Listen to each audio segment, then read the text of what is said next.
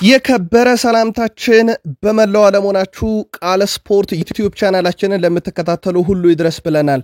ሰላም ፍቅር ጤና ተመኘንላችሁ። ከሀገር ቤት እስከ ባህር ማዶ ለሚቀጥሉት ጥቂት ደቂቃዎች የተመራረጡ ስፖርታዊ ጥንቅሮችን እያደረስናችሁ ቆይታ እናደርግ። የአውሮፓ ሻምፒዮንስ ሊግ ምሽታችሁ እንዴት ነበር? ዛሬስ ምን እንጠብቅ? በሐሳብ መስጫ ሳጥናችን ላይ ስሜታችሁን አጋሩን።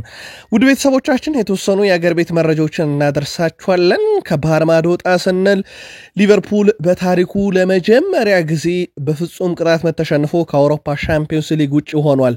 እንግሊዛዊም ተጫዋች ሁለተኛው ሆኗል ፍጹም ቅጣት ምትን የሳተ ተገኝቷል። በሊቨርፑል በኩል በፓርክ ደ ፕሪንሱ ጨዋታ አሊሰን ቤከር፣ በአንፊልዱ ጨዋታ ደግሞ ዶናሩማ ድንቅ ነበሩ። ሁለቱ ግብ ጠባቂዎች ሁለቱን ጨዋታ በየስቴዲየሞቹ ወሰነውታል ማለት ይቻላል። ሊቨርፑል ግን የአንዲ ሮበርትሰን ልደት ቀን ባይጫወት ይሻለዋል። ለሶስተኛ ጊዜ ነው እንደዚህ አይነት መጥፎ እድል ሲገጥመው። አርኔ ስሎት ፍትሃዊ አይደለም ብለዋል። በርካታ ፓሪስ ሰን ዠርሜናውያን በፎከሩበት ጨዋታ ድል አድርገዋል። ኦስማን ዴምቤሌ ጨዋታውን ወደ ፍጹም ቅጣት ምት የምታመራዋን ግብ በ12ኛው ደቂቃ ነበር ያስቆጠረው። የአንፊልዱ ጨዋታ ብዙ አነጋጋሪ ነገሮች አሉት። ሊቨርፑል ከሽንፈቱ በላይ ቀጣይ በካራባው ካፕ በሚያደርገው ጨዋታ ላይ የሁለት ወሳኝ ተጫዋቾቹን ግልጋሎት ማግኘቱ አደጋ ውስጥ ገብቷል። ጉዳት አስተናግደዋል። ቨርጂል ቫን ዳይክና የካታሩ ባለሀብት ረጅም ሰዓት ቆይታ አድርገው ነበረ። ምናልባት በኮንትራቱ መጨረሻ ላይ እንደሚገኝ ይታወቃል። ከናስር ካላፊ ጋር ቨርጂል ቫን ዳይክ ምን ይሰራል? ብዙ አነጋጋሪ ነጥቦች የነበሩትን የአንፊልዱን ጨዋታ በአጭሩ እናስቃኛችኋለን። ከሊቨርፑል ጋር በተያያዘ ተጨማሪ የቡድን ዜናዎችን ይዘንላችኋል። ውድ ቤተሰቦቻችን በአርሰናል በኩል ዛሬ እጅግ በጣም ወሳኝ የሚባለውን ጨዋታቸውን ያደርጋሉ። በዛን ያህል ደረጃ አርሰናል ይቸገርበታል ባይባልም ግን ማይክል አርቴታ በርካታ ነጥቦችን ከአውሮፓ ሻምፒዮንስ ሊግ ጋር በተያያዘ አንስተዋል።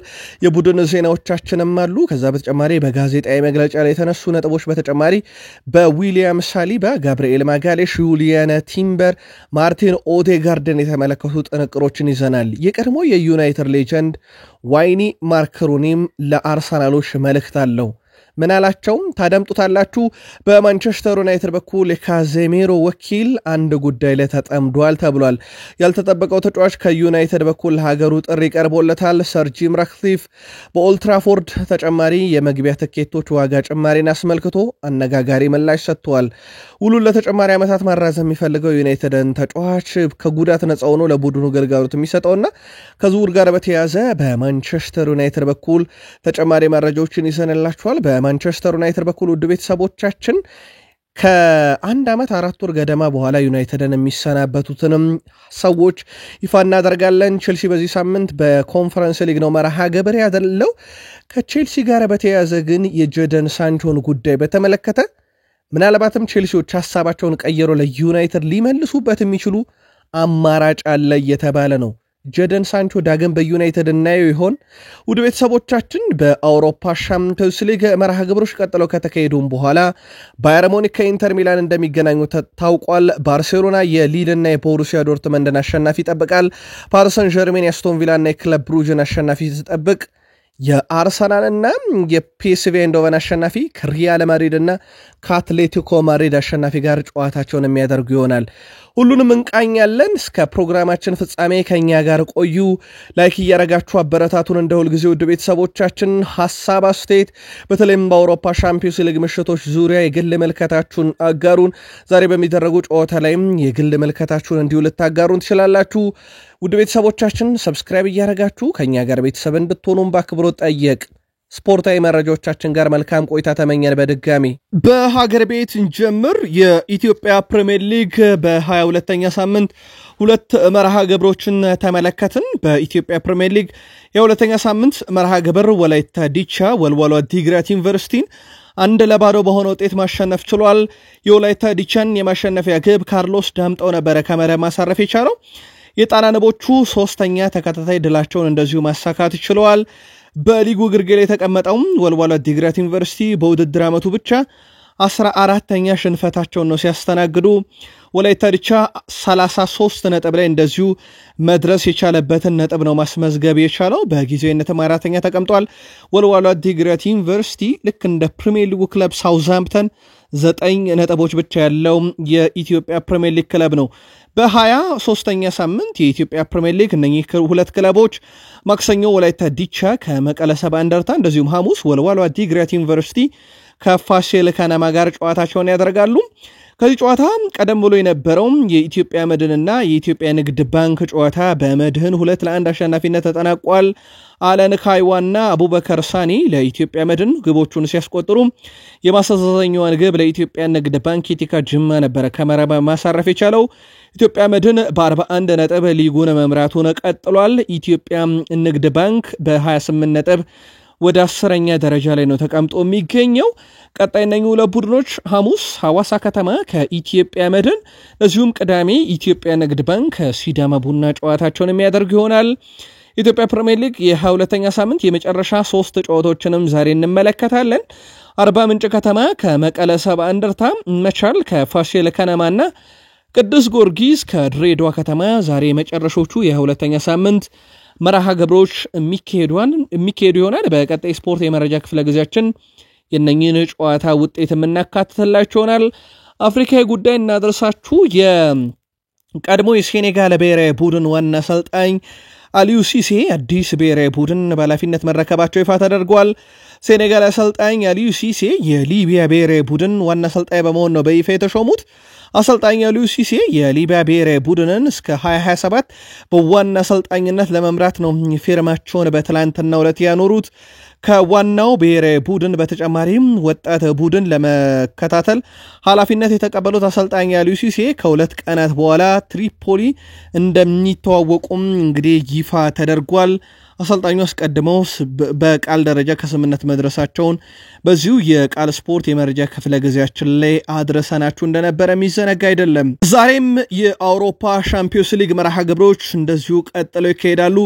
እጅግ በጣም ተጠባቂ የሚባሉ መርሃ ግብሮች አሉ። ዛሬ የአውሮፓ ሻምፒዮንስ ሊግ ምሽት 2:45 ጀምሮ ይደረጋል። ሊል ከቦሩሲያ ዶርትመንድ፣ አስቶን ቪላ ከክለብ ብሩጅ፣ አትሌቲኮ ማድሪድ ከሪያል ማድሪድ እና አርሰናል ከፒኤስቪ ኢንዶቨን በሚያደርጓቸው ጨዋታዎች ነው ቀጥለው የሚካሄዱት።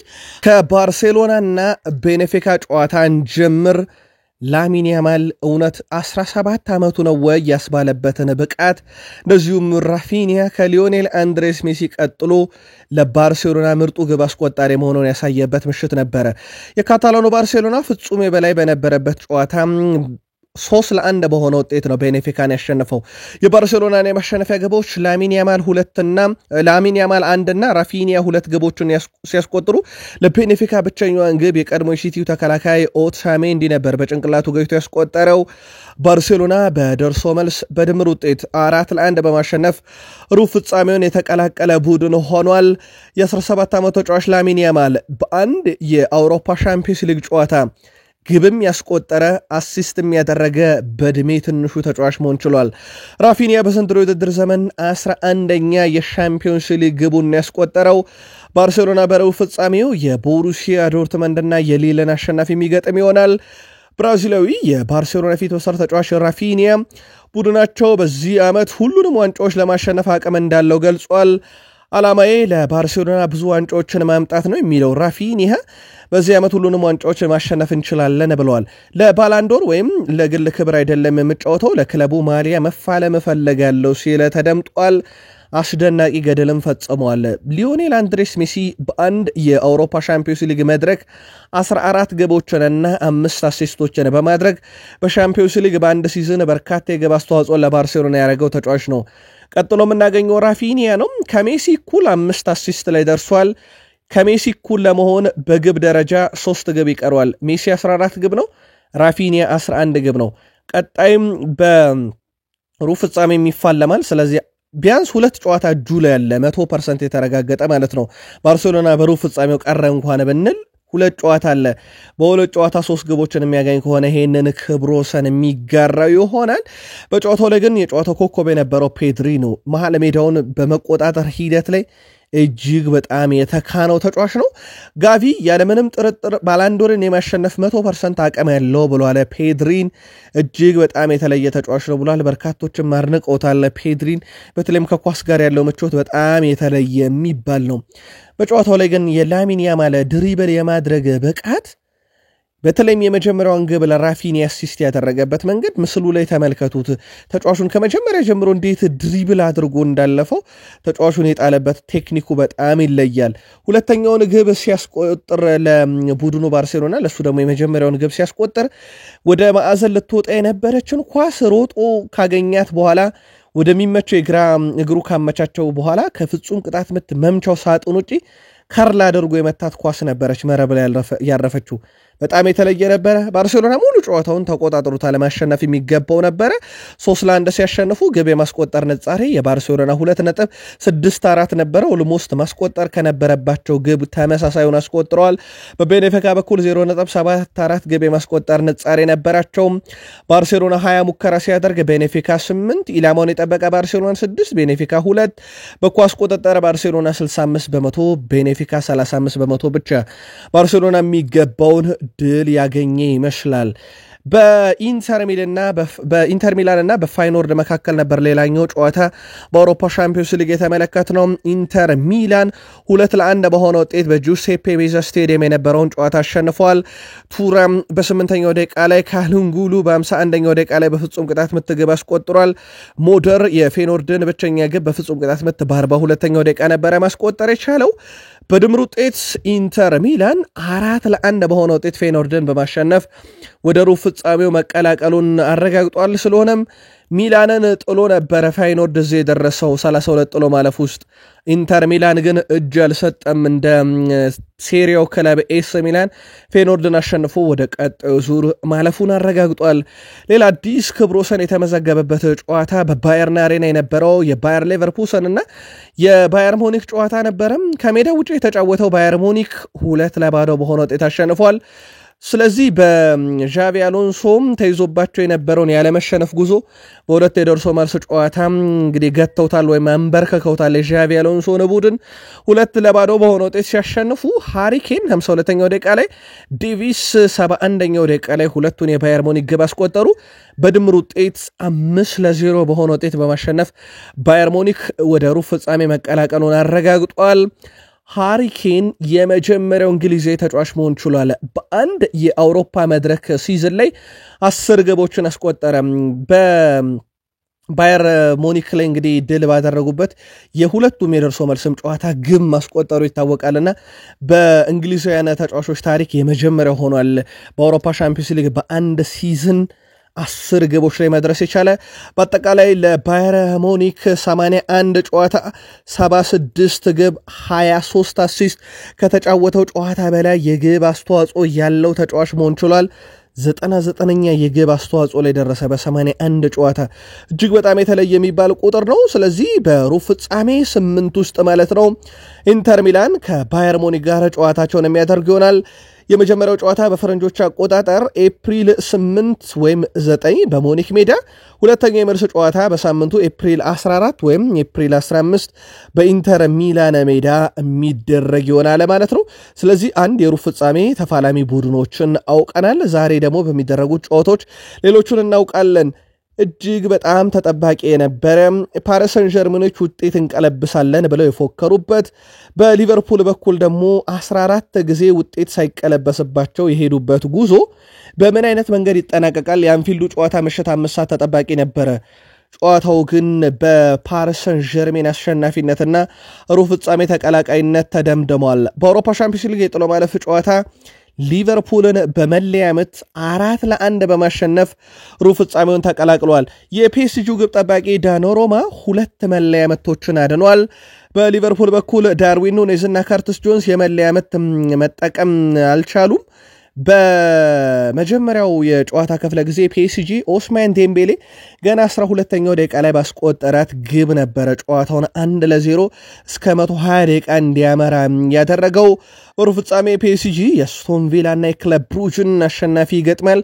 ሁለቱ ክለቦች ዛሬ ነው ጨዋታቸውን የሚያደርጉት። የፒኤስጂው ብራዚላዊ ተከላካይ ስፍራ ተጫዋች ማርኪኒዮስ ቡድናቸው ድሉ እንደሚገባው ከጨዋታው በኋላ ሀሳቡን አጋርቷል። ምርጥ እግር ኳስ ተጫውተናል ያለው ማርኪኒዮስ ጨዋታውን ማሸነፍ ይገባን ነበር ብሏል።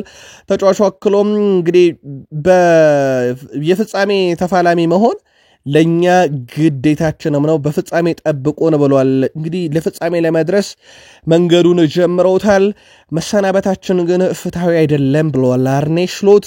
የሊቨርፑል ዋና አሰልጣኝ አርኔ ስሎት ቡድናቸውም እድለኛ እንዳልነበረና ፍትሃዊ ውጤት እንዳልተመዘገበ ገልጸዋል። እኔ እዚህ ከመጣው ጀምሮ ካደረግናቸው ጨዋታዎች ምርጡ ነበርን ብለዋል አርኔ ስሎት ከጨዋታው በኋላ። አክለውም ከውድድሩ መውጣታቸው ፍትሃዊ አይደለም፣ በአጠቃላይ እድለኞች አልነበርንም ነው ያሉት። የቡድኑ አምበል ቨርጅል ቫን ዳይክ በኩሉ በውጤቱ በጣም ተበሳጭቻለሁ ሲል ገልጾ ጥሩ ተጫውተናል፣ ካለፈው ሳምንት የተሻለን ነበርን፣ ማለፍ የሚገባን እኛ ነበርን ብለዋል። የፒኤስጂ ዋና አሰልጣኝ ሉዊስ ኤንሪኬ ቡድናቸው በአንፊልዱ ድል መደሰታቸውን ገልጸዋል። በጣም ደስተኛ ነኝ፣ ምክንያቱም እውነተኛው ቡድን ማን እንደነበረ አሳይተናል ብለዋል። ቡድኑ ያለውን አቅም ገና አውጥቶ አልተጠቀመም ያሉት ሉዊስ ኤንሪኬ በተደረገው ነገር ተደስተናል፣ በራሳችንም ኮርተናል ሲሉ ተደምጠዋል። ሊቨርፑል ግን በአንዲ ሮበርሰን የልደት ቀን ከዚህ በኋላ ባይጫወት ይሻለዋል። በአትሌቲኮ ማድሪድ 2020 ላይ በአውሮፓ ሻምፒዮንስ ሊግ 3-2 ተሸንፎ ከአውሮፓ ሻምፒዮንስ ሊግ ውጭ ሆነ።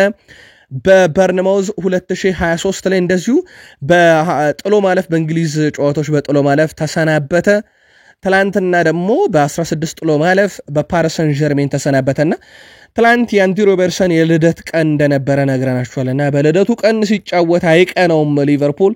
ትላንትናም እንግዲህ ይህ ነገር ቀጥሏል ማለት ነው። እጅግ በጣም አስከፊ ጉዞ ሆኗል ለሊቨርፑል። ግጥምጥሞሹም በጣም አስከፊ የሚባል ነው። ፒኤስጂ ከ2020 በኋላ ወደ እንግሊዝ ተጉዞ ሊቨርፑልን ከሻምፒዮንስ ሊግ ውጭ ያደረገ የመጀመሪያው የፈረንሳይ ክለብ ሆኗል።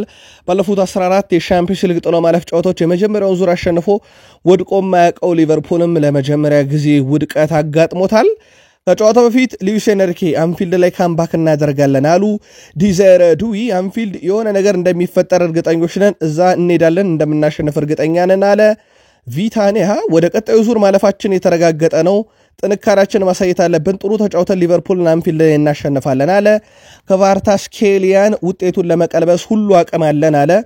እንደፎከሩትም ያደረገውታል በጨዋታው ላይ 2018-19 በማንቸስተር ዩናይትድ 2021 በማንቸስተር ሲቲ የፈረንሳዩ ኃያል ክለብ በጥሎ ማለፍ ከተሰናበተ በኋላ በሊቨርፑል ግን እጅ አልሰጠም። ሊቨርፑል ላይ ውጤቱን ቀልብሶታል። ብዙሃን ከሻምፒዮንስ ሊግ መሰናበት በኋላ የሳላህ የባላንዶር ነገር ያከተመለት ይመስላል እያሉ ነው። ምናልባት እጃቸው ላይ የካራባው ካፕና የፕሪሚየር ሊግ ዋንጫ አለ። በእነኚህ ዋንጫዎች የሳላህን ባላንዶርስ መወሰን አይቻልም ወይ? የግል መልካታችሁን አጋሩን። ጃልጁ ዶናሩማ ትላንት 2 ፍጹም ቅጣት ምቶችን አዳነ። በጨዋታውም ላይ ምርጥ ነበር። የጨዋታውም ኮከብ ተብሎ እንደዚሁ መመረጥ ችሏል። በዘንድሮ ውድድር ዓመት ለባላንዶር የሚገመተውን በየጨዋታው የግብ ተሳትፎ የሚያደርገውን የመስመር ተጫዋቹን ሳላህን በ2 ጨዋታ ቀጥ ያደረገው ኑኖ ሜንዴሽ እጅግ አስደናቂ ሆኖ ነበር ያመሻው። ከበርካቶችም አድናቆት እየተረፈለት ይገኛል። ሳላህ 220 ደቂቃ ፍልሚያ አንድም የግብ ተሳትፎ እንዳያደርግና ፓሪስ ሰን ዠርሜን ላይ ምንም ጫና እንዳይፈጠር ያደረገው ይህ ተከላካይ ነበረ። በአጠቃላይ በተከላካዩ በኩል በሁለቱ ጨዋታዎች ላይ የተሰጠውን ሬቲንግ እንኳን ካየን በፓርክ ደ ፕሪንሱ 8.3 በአንፊልዱ ጨዋታ ወደ 8.4 ተሰጥቶታልና ሳላህን በማቆም ሂደት ላይ የተሳካለትን ስራ ሰርቷልና ሳላህ ምንም አደጋ በሁለቱም ጨዋታ ላይ እንዳይፈጠር ያደረገው ይህ ተጫዋች ነበርና በበርካቶችም እየተወደሰ ይገኛል። በአጠቃላይ በጨዋታው ላይ የተመዘገቡ ቁጥሮችን ከስኩዋካ መረጃ ከተመለከተን በግብ ደረጃ ፓሪስ ሰን ዠርሜን 120 ደቂቃ በ1-0 ነው የጨረሰው። በግብ ደረጃ ኤክስፔክትድ ጎል የነበሩ ወይም ግብ ሊሆኑ የሚችሉ ሙከራዎችን በማድረግ ፓሪስ ሰን ዠርሜን 2.56 ሊቨርፑል 1.64 ፓሪስ ሰን ዠርሜን የተሻለ ነበር። ትላንትም በሙከራ ደረጃ 21 ሙከራ ሊቨርፑል 19 ሙከራ 21 ሙከራ ፓሪስ ሰን ዠርሜን 19 ሙከራ ሊቨርፑል ኢላማውን የጠበቀ ፓሪስ ሰን ጀርሜን 8 ሊቨርፑል 3 በተቃራኒ ፍጹም ቅጣት ምት ውስጥ ኳስ መንካት ሊቨርፑል 44 ፓሪስ ሰን ጀርሜን 31 በኳስ ቁጥጥር ፓሪስ ሰን ጀርሜን 54.2% ሊቨርፑል 45.8% ማዕዘን ምት በማግኘት ሊቨርፑል 12 በፓሪስ ሰን ጀርሜን በኩል 6 በአብዛኛው ንጻሬ ካየን ፓሪስ ሰን ጀርሜን በተወሰኑ ቁጥሮች የተሻለ ነበር ሊቨርፑል በአንፊልድ ካደረጋቸው 7 የሻምፒዮንስ ሊግ የጥሎ ማለፍ ጨዋታ ማሸነፍ የቻለው አንድ ብቻ ነው ቪላሪያልን 2-2 ያሸነፈበት በሪያል ማድሪድ 5-2 ተሸንፏል ከቤኔፊካና ከሪያል ማድሪድ ጋር 0-0 የተለያየበት አጋጣሚ ነበር በኢንተር ሚላን 1-2 እንዲሁ በአትሌቲኮ ማድሪድ 3-2 እና ትላንትና በፓሪስ ሰን ጀርሜን የተሸነፈበት ደግሞ ተጠቃሽ ነው በአንፊልድ ሊቨርፑል የተወሰኑ ችግሮች አሉበት በርግጥ በአንፊልድ ላይ ሌላኛው ችግሩ ዘንድሮ በተሸነፈባቸው ጨዋታዎች ራሱ ግብ ያስቆጠረ አይደለም በሁለት ዓመት ውስጥ ሜሲ ኔይማር ኪሊያን ምባፔ የመሳሰሉ ከዋክብቶችን ያጡት ፓሪስ ሰን ጀርሜኖች በሉዊስ ኤንሪኬ በተገነባው ቡድናቸው ግን እዚህ ደርሷል ዘንድሮስ ለመጀመሪያ ጊዜ ዋንጫን ወደ ፓሪሱ ክለብ ይወስዱት ይሆናል የሚጠበቅ ነው ሊቨርፑል በዚህ ውድድር ዓመትም እንግዲህ በአንፊልድ አስከፊው ሌላኛው ጉዞ ነበር በመጨረሻም እንግዲህ ከጨዋታው መጠናቀቀ በኋላ በመጪው ክረምት ከኮንትራት ነፃ የሚሆነው የሊቨርፑሉ ተከላካይ ቨርጂል ቫን ዳይክ እና የፓሪስ ሰን ጀርሜኑ ባለሀብትና ባለቤት ናስር አል ኸላፊ በመልበሻ ክፍል ውስጥ ለረጅም ደቂቃ ሲያወሩ ተይዘዋል በካሜራ ምናልባት እያሳመኑት ይሆን ምናልባት ቨርጂል ቫን ዳይክም ሳላህም አርኖልድም የመጨረሻ ዓመታቸውን በአውሮፓ ሻምፒዮንስ ሊግ በሊቨርፑል እያደረጉ የሚሆነው እያለ ነው ቲኤንቲ ስፖርት ሳላህም እያለቀሰ ነበር ከጨዋታው መጠናቀቀ በኋላ ከኮናቴ በኩል እንግዲህ አሰልጣኝ አርኔ ስሎት ጉዳት አይደለም የድካም ስሜት ነው እያሉ ነው ወደ 110ኛው ደቂቃ አካባቢ ተቀይሮ ለመውጣት ተገዶ ነበር ተጫዋቹ በቀጣይ ጨዋታ ላይ በካራባኦ ካፕ የፍጻሜ ጨዋታ ላይ መገኘቱ ጉዳይ ላይ እሳቸው እርግጠኛ አይደሉም ግን የድካም ስሜት ነው ብለዋል እሳቸው ዳናሮማ ከመጀመሪያው ጨዋታ በኋላ በፈረንሳይ የሚገኙ ጋዜጠኞች ብዙ ትችቶችን አደርሰውብኛል ነገር ግን ግብ ጠባቂ መሆን ምን ማለት እንደሆነ እንኳን አያውቁም አሁን ምላሽ የሰጧቸው ይመስላል ብለዋል ኦስማን ዴምቤሌ በታምኑም ባታምኑም 2025 የፈረንጆቹ አዲስ ዓመት ከገባ በኋላ 2 ወር ተጠናቆም 3ኛው ወር እያጋመስን እንገኛለን በእነኚህ ጊዜያት 16 ጨዋታ አድርጎ 21 ግቦችን አስቆጥሯል እጅግ በጣም የተለየ ነው ይህ ትልቅ የሚባለው ቁጥር ነው በወደ 8 የአውሮፓ ሻምፒዮንስ ሊግ ፍጻሜ ጨዋታ ላይ ጆን ቴሪ ፍጹም ቅጣት ምትና በአውሮፓ ሻምፒዮንስ ሊግ ከሳተ በኋላ ሌላኛው እንግሊዛዊ ተጫዋች ሆኗል ካርተስ ጆንስ ትላንትና ፍጹም ቅጣት መስቶ ከአርኖልድ ጉዳት ጋር በተያያዘ የካራባኦ ካፕ ጨዋታ ላይ መድረሱ በጣም አጠራጣሪ መሆኑ ተነግሯል ከበድ ያለ ጉዳት ሳያስተናግድ እንዳልቀረ ነው መረጃዎች እየወጡ የሚገኙት አሊሰን በሁለቱ ጨዋታ ላይ 16 ንጹህ ኳሶችን አድኗል በፓርክ ደ ፕሪንስ 9 እንዳዳነ እናስታውሳለን በአንፊልድ ትላንት 7 ያለቀላቸውን ኳሶች አድኗል ገነ ቡድኑን መታደግ አልቻለም ሊቨርፑል በፔናልቲ በአውሮፓ ሻምፒዮንስ ሊግ ተሸንፎ ከውድድሩ ውጪ ሲሆን ይህ በታሪክ ለመጀመሪያ ጊዜ ነው በፓሪስ ሰን ጀርሜን በኩል ደግሞ በፍጹም ቅጣት መታሸንፈው ወደ ሩብ ፍጻሜ ሲያልፉ በፈረንሳይ እግር ኳስ ታሪክ ሁለተኛው ክለብ ያደርጋቸዋል ዴንፖር የተባለ የፈረንሳይ ክለብ በ1984-95 ይህንን አደርገውት ነበር በኳርተር ፋይናል ላይ አሁን ሊቨርፑል እጁ ላይ የቀሩት ዋንጫዎች 2 ሆነዋል የእንግሊዝ ፕሪሚየር ሊግ እና ካራባኦ ካፕ ከኤፍኤ ካፕ እና ከአውሮፓ ሻምፒዮንስ ሊግ ተሰናበቱ ማለት ነው ፕሪሚየር ሊጉን በ15 ነጥብ ልዩነት ከአርሰናል ለቀው ይመራሉ የፊታችን እሁድ 1 ሰዓት ከ30 ሲል በዌምብሌ ስቴዲየም በካራባኦ ካፕ የፍጻሜ ጨዋታ ደግሞ ኒውካስል ዩናይትድን የሚያስተናግዱ ይሆናል ሊቨርፑልያን በሁለቱ ዋንጫ ላይ ያላችሁ መልከታ ምንድነው አጋሩን ለማንኛውም በአውሮፓ ሻምፒዮንስ ሊግ የሩብ ፍጻሜ ተፋላሚዎችን ካወቀነ በኋላ በባርሴሎና በኩል ዛሬ ተጋጣሚያቸውን ይለያሉ የፓሪስ ሰን ጀርሜንም ተጋጣሚ ዛሬ ነው የሚለየው ኢንተር ሚላን ከባየር ሙኒክ ይገናኛሉ ዛሬ በሚደረጉ ጨዋታዎች ደግሞ ቀሪ ኃላፊ ቡድኖች ከታወቁ በኋላ በቀጣይ እንግዲህ ማከማ ይደርሳል የሚለው በይፋ የሚታወቅ ይሆናል ምሽታችሁን ግን በሐሳብ መስጫ ሳጥናችን ላይ በታጋሩን ደስ ይለናል ወደ ቤተሰቦቻችን ዛሬም የአውሮፓ ሻምፒዮንስ ሊግ መርሃ ግብሮች እንደዚሁ ቀጥለው ይካሄዳሉ እጅግ በጣም ተጠባቂ የሚባሉ መርሃ ግብሮች አሉ ዛሬ የአውሮፓ ሻምፒዮንስ ሊግ ምሽት 2:45 ጀምሮ ይደረጋል ሊል ከቦሩሲያ ዶርትመንድ አስቶን ቪላ ከክለብ ብሩጅ አትሌቲኮ ማድሪድ ከሪያል ማድሪድ እና አርሰናል ከፒኤስቪ ኢንዶቨን በሚያደርጓቸው ጨዋታዎች ነው ቀጥለው የሚካሄዱት ከጨዋታዎቹ ጋር በተያያዘ የተወሰኑ መረጃዎች ወዳጆችን ለማድረስ ያክል የመጀመሪያ ዙር ጨዋታቸውን 1-1 ያጠናቀቁት ሊልና ቦሩሲያ ዶርትመንድ ወሳኙን ጨዋታ ያደርጋሉ። ጨዋታው የሚደረገው ሊል ሜዳ ላይ ነው። ዲካቶል አሬና ስቴድ ፔሪየር ሞሪ ይባላል ስቴዲየማቸው። በዚህ ሜዳ ነው ጨዋታቸውን የሚያደርጉት። ሊል ባለፉት 5 ጨዋታ 3 ድል አላቸው። አንድ ጨዋታ ባቸው ውጤት አጠናቀው አንድ ጨዋታ ተሸንፈዋል። በቦሩሲያ ዶርትመንድ በኩል 2 ድል አላቸው፣ 2 አቻና አንድ ጨዋታ ደግሞ ተሸንፈዋል። ሁለቱ ክለቦች እርስ በርስ ሲገናኙ 3ኛ ጊዜ ነበረ። 4ኛውን ዛሬ ምሽት ያደርጋሉ። በሶስቱ የእርስ በርስ ግንኙነታቸው ካቻ የዘለለ ውጤት በሁለቱ ክለቦች መካከል ተመዝግቦ ያቅም። የመጨረሻ ጨዋታቸውን እንኳን የዛሬ ሳምንት 1-1 በሲግናል ኢዱና ፓርክ አጠናቀው ነበረ። ዛሬስ የሚለው ይጠበቃል። ያው አንዱ አሸናፊ ይፈለጋል ዛሬና ምናልባትም በ90 ደቂቃና በጨማሪው ደቂቃ ባቻ ውጤት እንደለመዱት የሚያጠናቅቁ ከሆነ ጨዋታው ወደ መለያ ምት ነው የሚያመራው። ስለዚህ ሁለቱ ክለቦች ካቻ የዘለለ ግንኙነት ውጤት የላቸውም በእርስ በርስ ግንኙነታቸው። በብሩኖ ጋስኔን ይመራል ሊል በኒኮ ኮቫች የሚመራውን ቦሩሲያ ዶርትመንድን ዛሬ ምሽት 2:45 ጀምሮ ስታርዶር ሳሼር በመሃል ሜዳ ዳኝነት በሚመሩት ጨዋታ ይፋለሙ ይሆናል። ኦልሞስት አስቶን ቪላ ይህን ጨዋታ አልፎታል ተብሎ ነው በበርካቶች ቀድመ ግምት የተሰጠው።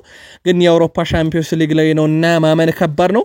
የመጀመሪያ ጨዋታቸውን ከሜዳቸው ውጭ ሄደው 3-1 ያሸነፉት አስቶን ቪላዎች ዛሬ ምሽት በቪላ ፓርክ ክለብ ብሩጅን ያስተናግዳሉ።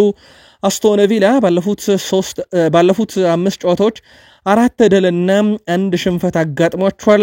በተጋጣሚያቸው ክለብ ብሩጅ በኩል ካየን ክለብ ብሩጅ ባለፉት 5 ጨዋታ 2 ጨዋታዎችን ድል ሲያደርጉ 2 ጨዋታ ተሸንፈው በአንድ ጨዋታቸው ወጥተዋል። በእርስ በርስ ግንኙነታቸው ሁለቱ ቡድኖች 2 ጊዜ ነው የተገናኙት በአውሮፓ ሻምፒዮንስ ሊግ መድረክ። 1 ጊዜ ክለብ ብሩጅ አሸንፏል፣ 1 ጊዜ አስቶን ቪላ አሸንፏል። ዛሬ ሌላኛውን አሸናፊ የምንፈልግበት ምሽት ነው። በኡና ኤምሬ የሚመራው አስቶን ቪላ በኒክ ሃይነን የሚመራውን ክለብ ብሩጅን ምሽት 5 ሰዓት በዳንኤል ሰርቤቲ የመሃል ሜዳ ዳኝነት ቪላ ፓርክ 42788 ደጋፊዎች ፊት ይፋለማሉ። የጨዋታው ውጤት ተጠባቂ ነው። እንደማንኛውም 90 ሚኒትስ ቀድመ ግምቱን ግን የሰጠው ለአስቶን ቪላ እንደሆነ ይታወቃል። የዛሬው ትልቁ ጨዋታ በአትሌቲኮ ማድሪድ እና በሪያል ማድሪድ መካከል ሪያድ አሬና ሜትሮፖሊታኖ ስቴዲየም ይካሄዳል። ተጠባቂው ጨዋታ ላይም በተለይም የመጀመሪያ ዙር ጨዋታ በጠባብ ውጤት መጠናቀቁን ተከትሎ በርካቶች በጉጉት እንዲጠብቁት ያደረገ የምሽቱ ትልቁ ጨዋታ ነው። በአትሌቲኮ ማድሪድ በኩል ባለሜዳውን እናስቀድም። ባለፉት 5 ጨዋታ 2 ድል 2 ሽንፈት 1 አቻ የተመዘገበ ውጤት ሲሆን በሪያል ማድሪድ በኩል 1 ሽንፈት እሱንም በሪያል ቤት ሲያስተናገዱት ነው። ቀሪ 4 ጨዋታዎችን በድል ነው መወጣት የቻሉት። በእርስ በርስ ግንኙነት ሪያል ማድሪድ በጣም የተሻለው ቡድን ነው። 118 ጊዜ ማሸነፍ ችሏል አትሌቲኮ ማድሪድን። አትሌቲኮ ማድሪድ 62 ጊዜ ብቻ ነው ድል ያደረገው።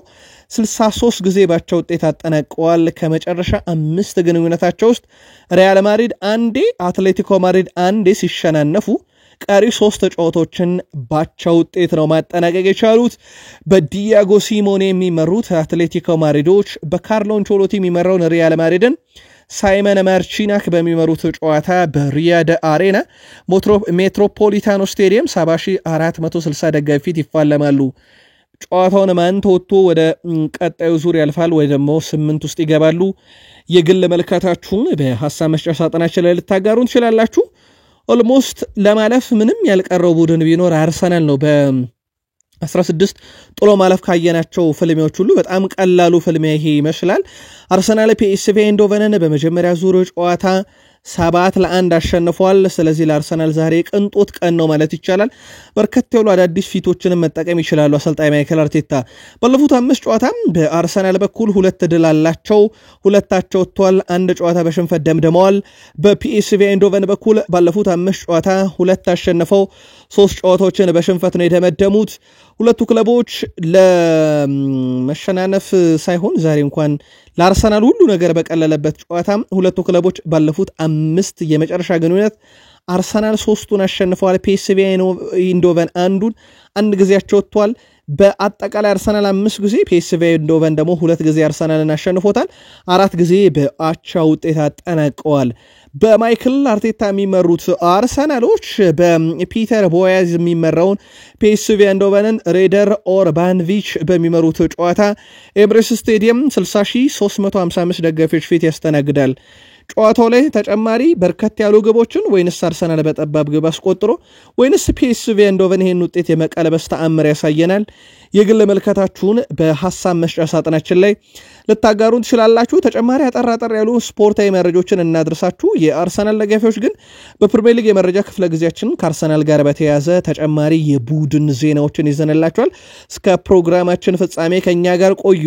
ከተወዳጁ የእንግሊዝ ፕሪሚየር ሊግ ወዳገኘናቸው ተጨማሪ ስፖርታዊ ጥንቅሮቻችን ደግሞ እንሻገር። በቼልሲ ይፈለጋል ራፋኤል ሊአኦ። በእርግጥ ወኪሉም ከክለቡ ከኤሲ ሚላን እንዲለቅ ጥረት እያደረገ ነው። ወኪሉ ይፋ እንዳደረገው ከሆነ ከቼልሲ በተጨማሪ ከባርሴሎና ሰዎች ጋር ተጫዋቹን በማዘዋወር ሂደት ላይ ውይይት ማድረጋቸው ተረጋግጧል። ጆናስ ኮንዴ አንድ ሐሳቡን አጋርቷል። ሞይሰስ ካይሴዶ የዘንድሮ የዓመቱ ምርጥ ተጫዋች ይገባዋል ብለዋል። ኩኮሬላ ምርጥ ነው። ፓልመርም ሲዝኑ ሲጀመር ምርጥ እንቅስቃሴን አሳይቷል። ነገር ግን ሞይሰስ ካይሴዶ በወጥነት ዓመቱን ሙሉ እየተጫወተ ይገኛል። ዘንድሮ የዓመቱ ምርጥ ተጫዋች ክብር ይገባዋል እያለ ይገኛል። ምናልባት የቼልሲ የዓመቱ ምርጥ ተጫዋች መሆን የሚሳነው አይመስልም። ነገር ግን ምናልባት የዓመቱ ምርጥ ለመሆን ከዋንጫ ተፎካካሪ ከሊቨርፑል ይወጣል ተብሎ አይጠበቅም። በተለይ የሳላ የዘንድሮ ብቃት በወጥነት በተለይም በግብ አስቆጣሪነት እንደቀጠለ ይታወቃል። ጀደን ሳንቾ ከኔ ኋላ ማርክ ኩኮሬላ ካለ በእርግጠኝነት ነገሮች በሙሉ ቀላል ይሆናሉ ብሏል። እሱ ከጀርባ ሲኖር ብዙ ድጋፎችን ይሰጣል።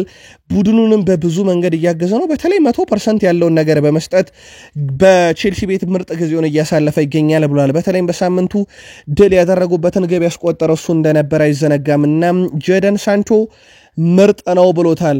ለመሆኑ ቡድኑ በማሬስካ ስር ከገባ በኋላ ቼልሲ ማለት ነው ምን አይነት የተሻሉ ነገሮች አሉት የሚለውን ካየን 16.2 ሙከራዎችን በጨዋታ ያረጋሉ። በአማካኝ ሶስተኛ ያደርጋቸዋል። በፕሪሚየር ሊጉ 5.54 ኢላማውን የጠበቀ ሙከራ በጨዋታ በአማካኝ ያረጋሉ።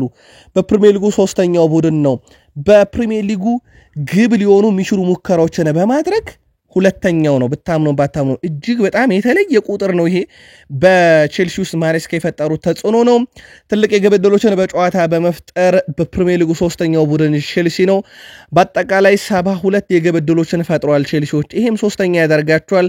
53 ግቦችን ያስቆጥሯል። በፕሪሚየር ሊጉ ሶስተኛ ናቸው። 36 ግብ ተቆጥሮባቸዋል። 14ኛው በርካታ ግብ የተቆጠረበት ቡድን ነው።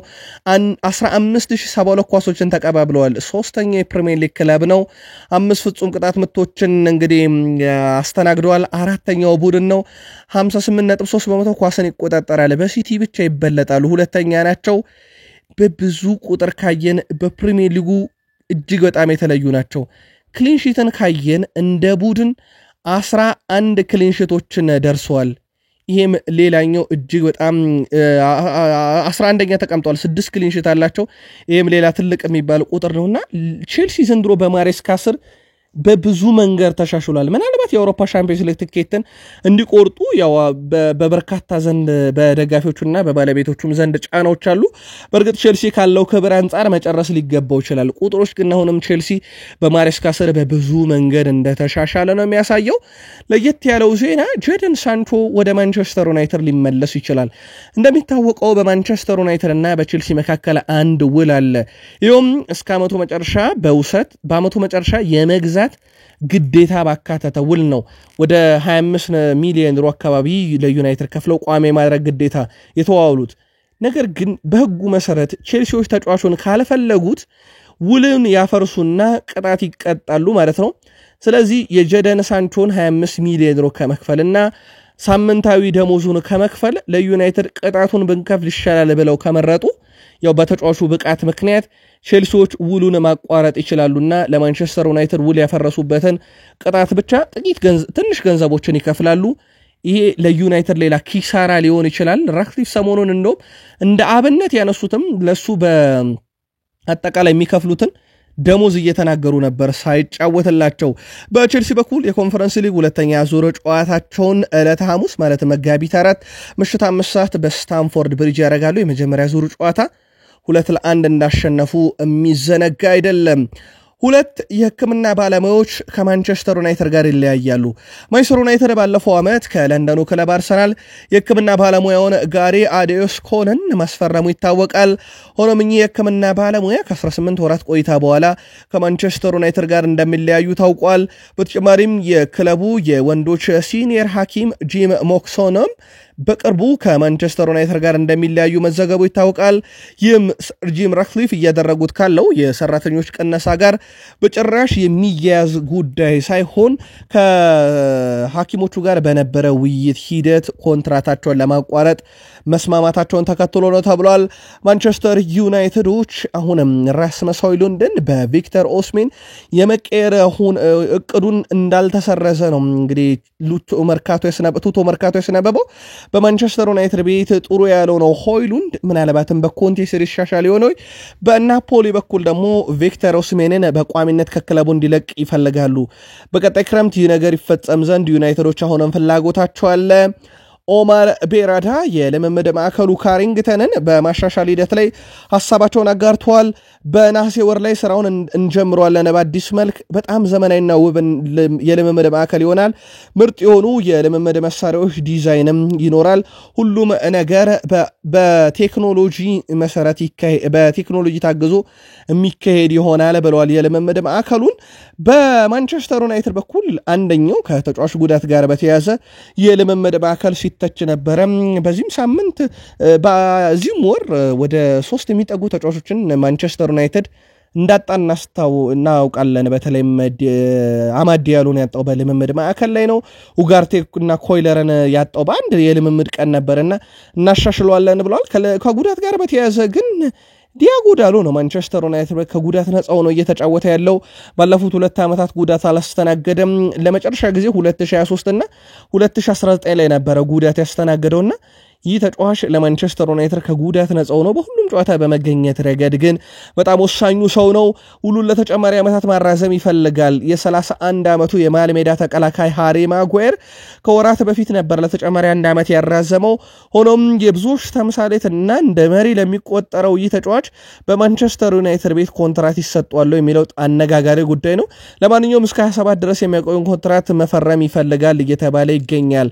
ሃሪ ማጓየር ለመሆኑ የ1958 ተቃዋሚ ደጋፊዎች ህብረት ስለ ኦልትራፎርድ አዲሱ ዲዛይን ምን አሉ የሚለውን እንመልከት። ባጭሩ ተቃውሞታል። ዲዛይኑን ውብ መሆኑን አያጠያይቅም ብለዋል። ነገር ግን የማንቸስተር ዩናይትድን ባህል የማንቸስተር ዩናይትድን ትውፊት ከማሳየትና ከትውልድ ወደ ትውልድ ተሸጋጋሪ ታሪክን ከማሳየት ይልቅ ውበት ላይ ትኩረት ያደረገ ነው። መልክ ብቻ ያሉት ነው። ምንም ጥርጥር የለውም። በጣም የሚያምር አይነት ዲዛይን ነው። ራትክሊፍ በርካቶች ሊጎበኙት ይመጣሉ ብለዋል። ከኤፍል ታወር በኋላ የ1958ቱ ተቃዋሚ ደጋፊዎች ህብረት ግን ዲዛይኑ መልክ ብቻ ታሪክን የማያሳይ ብለውታል። ጋሪ ኔቭል ጋር ቆይታ ነበራቸው የማንቸስተር ዩናይትድ ጥቂት ባለድርሻ ሰር ጂም ራትክሊፍ በስቴዲየም የዋጋ ጭማሪ እንደሚኖር አረጋግጧል። ትንሽ እንጨምራለን ብለዋል። በሚቀጥለው ዓመት ላይ ዴንማርክ በቀጣይ ላሉባት ጨዋታ ጥሪ ስታደርግ የራስመስ ሆይሉንድ መካተት አነጋጋሪ ሆኗል። ክርስቲያን ኤሪክሰን እና ፓትሪክ ዶርጉም ከማንቸስተር ዩናይትድ በኩል ለብሔራዊ ቡድን ጥሪ የደረሳቸው ተጫዋቾች ሆነዋል። የካዜሜሮ ኤጀንት አዲስ ክለብ በማፈላለግ ላይ ነው ተብሏል። ኤጀንቱ ከአንዳንድ የሳውዲ አረቢያ እና የአሜሪካ ክለቦች ጋር ለመነጋገር ቀጠሮ ይዟል። ዩናይትድ ተጫዋቹን እስከ 25 ሚሊዮን ዩሮ አካባቢ መሸጥ ይፈልጋሉ ተብሏል። በተለይም የክለቡ ውዱ ተከፋይ እንደሆነ ይታወቃል። አርሰናል ዛሬ ወሳኝ ጨዋታ እንዳለው ነግረናቸዋል። የተወሰኑ የቡድን ዜናዎችን እናጋራችሁ። ሳሊባ በዚህ ሲዝን እንዳለፉት ዓመት ምርጥ ብቃቴ ላይ አልነበርኩም። ከስተቴ መማርና ራሴን በብዙ ማሻሻል ይጠበቅብኛል ብለዋል። በዓለም ላይ ምርጥ ተከላካይ መሆን እፈልጋለሁ። በደንብ መስራትና አንድ ቀን ዋንጫ ማንሳት እንዳለብኝ ያውቃለሁ። በዚህ ውድድር ዘመን እንዳልኳችሁ ጥሩ የውድድር ዘመን አይደለም፣ ብቃቴን ማሻሻል አለብኝ ብለዋል። ከዚህ ውጭም በዚህ ውድድር ዘመን በጣም ጥሩ የነበረው የቡድን አጋሬ ጋብርኤል ማጋሌሽ ነበረ፣ እሱንም መመልከት አለብኝ ሲል ተደምጧል። ዊሊያም ሳሊባ የዓለማችን ምርጥ ተከላካይ ለመሆንም ብዙ ማሻሻል የሚገባኝ ነገር ውስጥ አንደኛው ትኩረት ነው ብሏል። ብዙ ማስቆጠርም አለብኝ ብሏል። ቡድኔን ዋንጫ እንዲያሸንፍ ግብም ማስቆጠር ይጠበቅብኛል እንደ ተከላካይ ብሏል። ዋንጫዎችን ሳሸንፍ ምርጥ ነኝ ማለት ነው ብሏልና እንግዲህ በቡድን ውስጥ እንደሚቆይ ትላንትና ማረጋገጡን በሰበር ነግረናቸዋል። ያው ወደ ሪያል ማድሪድ ነበር ይሄዳል በሚል ጫናዎች የነበሩት ለኔ የዓለማችን ምርጡ ተከላካይ ተብሎ ማን ነው ላንተ ተብሎ ሲጠይቅ ለኔ ምርጡ ተከላካይ ሰርጂዮ ራሞስ ነው ብሏል። ስለ መጨረሻውም ጨዋታ ማሰብ የለብንም ዛሬ ወሳኝ ግጥሚያ ነው ያለን ምናልባትም 7-1 አሸንፈናል ነገር ግን ጨዋታው አላለቀም ጨዋታው የሚጠናቀቀው ዛሬ ነው ብሏል። በጣም እድለኞች ነን ብዬ አስባለሁ ምክንያቱም ቤን ዋይት ሲጎዳ ቲምበር ከከባድ ጉዳት ተመልሶ ምንም ጉዳት እንደሌለበት ተጫዋች ተጫውቷል። በጣም ጥሩ ተጫዋች ነው ብሏል ቲምበርን እሱም በጣም ጥሩ ስለሚጫወተን እና ቡድኑን ስለሚያግዝ እጅግ በጣም ደስተኛ ነኝ ብሏል። ከአርሰናል ጋር ሁለት ምርጥ የውድድር ዘመናትን አሳልፈናል ነገር ግን ዋንጫ ደረጃ ላሳካንም ቢያንስ ዘንድሮ አንድ ዋንጫ ማግኘት ይጠበቅብናል ብለዋል። እንግዲህ የአርሰናል ዋንጫ ከፕሪሚየር ሊግ ይልቅ ሞር የአውሮፓ ሻምፒዮንስ ሊግ በእጃቸው ላይ ያለ መወሰን የሚችሉት ዋንጫ ይመስላል። ለመሆኑ ከአርቴታም ጥያቄ ጠይቆ ተቀባይነት ላያገኝ ይችላል ወይም ቀልድ ነበር ብሎ የመለሰው ጉዳይ ምን ነበረ የሚለውን እንመልከት። አጥቂዎኜ መጫወት እንደምችል አውቃለሁ በልጅነቴ አጥቂዎኜ እጫወት ነበር ብሏል ሳሊባ። ነገር ግን እዚህ ትልቅ ክለብ ውስጥ ነገሩ የተለየ ነው አሰልጣኙ እዛ እንድጫወት ቢፈልግ እዛው እገኛለሁ ነገር ግን እኔ በተከላካይነት ሚና የምቆይ ይመስለኛል አርቴታ ይሄንን አይፈቅድልኝም ብሏል። ማይክል አርቴታስ ምናሉ የሚለውን እንመልከት። ትልቅ ውድድር ማለትም ሻምፒዮንስ ሊግ እየተወዳደርን ነው እናም ከፍተኛ ጉጉትና ወጥነት አለን እናም ዛሬ በማሸነፍ ሌላ ተጨማሪ ድል ለቡድናችን እናመጣለን ብለዋል። ፕሪሚየር ሊግ ወይስ ሻምፒዮንስ ሊግን ብታነሱ ደስ ይላችኋል ተብሎ ተጠይቀው ነበር። የቱን ልመርጥ አልችልም ምክንያቱም በእያንዳንዱ የውድድር ዘመን መጀመሪያ ላይ 4 ውድድሮች አሉ ስንጀምር 4ቱንም ማሸነፍ አለመን ነው ብለዋል።